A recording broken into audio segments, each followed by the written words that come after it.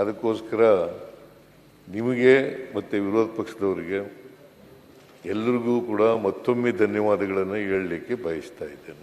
ಅಲ್ಲ, ಈಗ ಶಕ್ತಿ ಬಂದಿದೆಯಾ ಸರ್ ನಿಮ್ಗೆ? ಶಕ್ತಿ ಬಂದಿದೆ ತಾನೇ? ಈಗ ಮಾತಾಡ್ಬೇಕು. 2 ಗಂಟೆ ಮಾತಾಡ್ತೀನಿ ಅಂತ ಹೇಳಿದ್ರೆ ಶಕ್ತಿ ಬಂದಿದೆ. ನನ್ಗನ್ಸುತ್ತೆ ನಿಮ್ಗೆ ರಾಜಕೀಯವಾಗೂ ಶಕ್ತಿ ಬಂದಿದೆ ಅಂತ ನನಗೆ ಅನ್ಸಿದೆ. ಈಗ ರಾಜಕೀಯವಾಗೂ ಶಕ್ತಿ ಬಂದಿದೆ, ನಿಶಕ್ತಿ ಹೋಗಿದೆ ಅಂತ ಅನ್ಸಿದೆ. ಆಯ್ತು, ನಿಮ್ಮ ಕಳೆ ನೋಡ್ತಾ ಇದ್ರೆ. ಮೊನ್ನೆ 4 ದಿನ ಸ್ವಲ್ಪ ಯಾಕೋ ಸಪ್ಪಗಿತ್ತು, ನನ್ಗೇನೋ ರಾಜಕೀಯ ನಿಶಕ್ತಿ ಅನ್ಕೊಂಡಿದ್ದೆ. ಇವತ್ತು ಶಕ್ತಿ ಬಂದಂಗೆ ಕಾಣ್ತಾ ಇದೆ. ಶಕ್ತಿ ಉತ್ತರ ಕರ್ನಾಟಕ ಕಡೆ ತೋರಿಸ್ಬಿಟ್ಟು ಏನೇನು ಶಕ್ತಿ ಬಿಡುಗಡೆ ಮಾಡ್ತಾರೆ ಸಾಧ್ಯನೇ ಇಲ್ಲ. ರಾಜಕೀಯ ನಿಶಕ್ತಿ ಇದೆಯಲ್ಲ, ಅದು ಬರಲಿಕ್ಕೆ ಸಾಧ್ಯನೇ ಇಲ್ಲ. ಅಂಥ ಅವಕಾಶಗಳಿಗೆ ಅವಕಾಶನೂ ಇಲ್ಲ, ಮತ್ತು ಅಂಥ ಸಂದರ್ಭಗಳು ಬರೋದೂ ಇಲ್ಲ. ರಾಜಕೀಯ ನಿಶಕ್ತಿ ಇಲ್ಲವೇ ಇಲ್ಲ. ಶಾರೀರಿಕವಾದಂಥ ನಿಶಕ್ತಿಗಳು ಇರ್ತವೆ sir. Daily dinner party daily ನಡೀತಾ ಇದೆ ಸರ್. ಮಾನ್ಯ ಅಧ್ಯಕ್ಷ, ಇತ್ತೀಚೆಗೆ ನೀವು ರಾಜಕೀಯವಾಗಿ ನಿಶಕ್ತಿಯಾಗಿದ್ದೀರಿ ಅಂತ ಸಾರ್ವಜನಿಕ ಚರ್ಚೆ ಇರೋದು. ನಿಮ್ಮ ಆರೋಗ್ಯದ ನಿಶಕ್ತಿ ಬಗ್ಗೆ ಚರ್ಚೆ ಇಲ್ಲ, ರಾಜಕೀಯವಾಗಿ ನಿಶಕ್ತಿಯಾಗಿದ್ದೀರಿ ಅಂತ. ಸುನೀಲ್ ಕೂತ್ಗಳಪ್ಪ. ಈಗ ನೋಡಿ, ನಿಮ್ಮಲ್ಲಿ ಒಂದು ಮನವಿ ಏನಪ್ಪ ಅಂತಂದ್ರೆ, ಅಶೋಕ್ ಅವರು ಮಾತಾಡುವಾಗ ನಾನು ಒಂದು ಚಕಾರನು ಕೂಡ ಎತ್ತಲಿಲ್ಲ, ಮಧ್ಯ ಪ್ರವೇಶ ಮಾಡಲಿಲ್ಲ, ಕೂತ್ಕೊಂಡು ಕೇಳಿದ್ದೀನಿ. ನೀವು ದಯಮಾಡಿ ನಾನು ಮಾತಾಡುವಾಗ ಕೂತ್ಕೊಂಡು ಕೇಳಬೇಕು ಅಂತಕ್ಕಂಥದ್ದು ನಿಮ್ಮಲ್ಲಿ ಮನವಿ. ರಾಜಕೀಯ ನಿಶಕ್ತಿ ಅದೆಲ್ಲ ಉತ್ತರ ಕೊಡ್ತೀನಿ ನಾನು. ರಾಜಕೀಯ ನಿಶಕ್ತಿ ಯಾವಾಗಲೂ ಇಲ್ಲ. ಮತ್ತೆ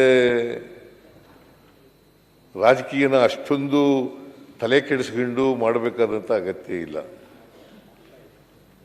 ಅಧಿಕಾರ ಜನ ಕೊಡೋದು, ಜನರ ಆಶೀರ್ವಾದ ಮಾಡಿದ್ರೆ ಮಾತ್ರ ನಾವು ಈ ಕಡೆ ಕೂತ್ಕೊಳ್ಳಲಿಕ್ಕೆ ಸಾಧ್ಯ ಆಗ್ತದೆ.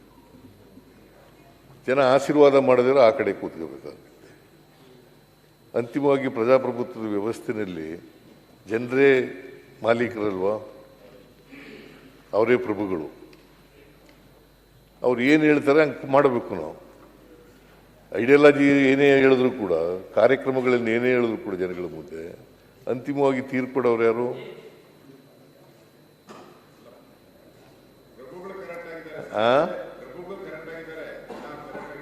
ಅದರಿಂದ ರಾಜಕೀಯವಾಗಿ ನಿಶಕ್ತಿ ಅನ್ನೋ ಪದ ನನ್ನ ಹತ್ರ ಇಲ್ಲವೇ ಇಲ್ಲ.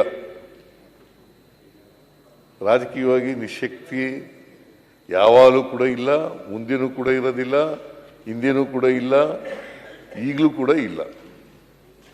ನೀವೇನ ಆ ಥರ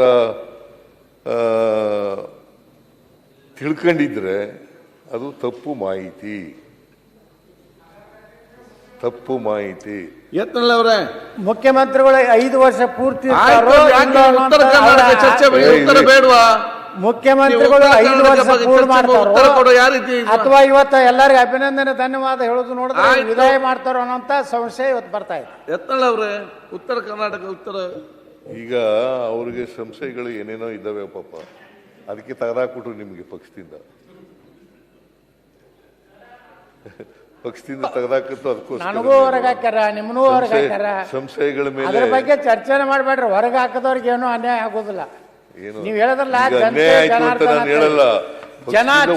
ಜೊತೆಗಿದ್ದಾಗ ನಿಮ್ಮನ್ನು ಕುತಂತ್ರದಿಂದ ಹೊರಗೆ ಹಾಕಿದ್ರು. ಇವತ್ತು ಮುಖ್ಯಮಂತ್ರಿ ಆಗಿರಲ್ಲೋ, ಹಂಗೆ ನಡೀತದ. ಅವೆಲ್ಲ ರಾಜಕಾರಣದಲ್ಲಿ ಅವೆಲ್ಲ ಇರ್ತವೆ, ಆದರೆ ಸಂಶಯ ಇಟ್ಕೋಬೇಡಿ ಅಷ್ಟೇ. ಸಂಶಯ ಇಟ್ಕೋಬೇಡಕ್ಕೆ ಹೋಗಬೇಡಿ. ಇವತ್ತು ಕ್ಲಿಯರ್ ಆಯ್ತು ಅಧ್ಯಕ್ಷರೇ. ಸಿಎಂ ಸಿದ್ದರಾಮಯ್ಯನವರು 5 ವರ್ಷ ಪೂರ್ತಿ ಮುಗಿಸ್ತಾರೆ ಅಂತ ಸಂದೇಶ. ಅದರಿಂದ ಮಾನ್ಯ ಅಧ್ಯಕ್ಷರೇ, ನೀವು ಅವಕಾಶವನ್ನು ಒದಗಿಸ್ಕೊಟ್ಟಿದ್ದೀರಿ ಚರ್ಚೆ ಮಾಡಲಿಕ್ಕೆ. ಸುಮಾರು 39 ಜನ ಸದಸ್ಯರು, 39 ಜನ ಸದಸ್ಯರು ಉತ್ತರ ಕರ್ನಾಟಕದ ಬಗ್ಗೆ, ಸಮಸ್ಯೆಗಳ ಬಗ್ಗೆ, ಅಭಿವೃದ್ಧಿ ಬಗ್ಗೆ ಮಾತನಾಡಿದ್ದಾರೆ. ಮತ್ತು ನೀವು ಅಂತ ಅವಕಾಶ ಕೊಟ್ಟಿದ್ದೀರಿ, ಅದಕ್ಕೋಸ್ಕರ ನಿಮಗೆ ಧನ್ಯವಾದಗಳನ್ನು ಹೇಳಲಿಕ್ಕೆ ಬಯಸ್ತಾ ಇದ್ದೇನೆ. ವಿರೋಧ ಪಕ್ಷದವ್ರಿಗೂ ಕೂಡ ಧನ್ಯವಾದಗಳನ್ನು ಹೇಳಲಿಕ್ಕೆ ಬಯಸ್ತಾ ಇದ್ದೇನೆ. ಉತ್ತರ ಕರ್ನಾಟಕ ಹಿಂದುಳಿದಿದೆ ಅನ್ನೋ ಕಾರಣಕ್ಕೋಸ್ಕರನೇ ಹಿಂದೆ ಚರ್ಚೆಯಾಗಿ ಎಸ್ ಎಂ ಕೃಷ್ಣ ಅವರು ಮುಖ್ಯಮಂತ್ರಿ ಆಗಿರುವಾಗ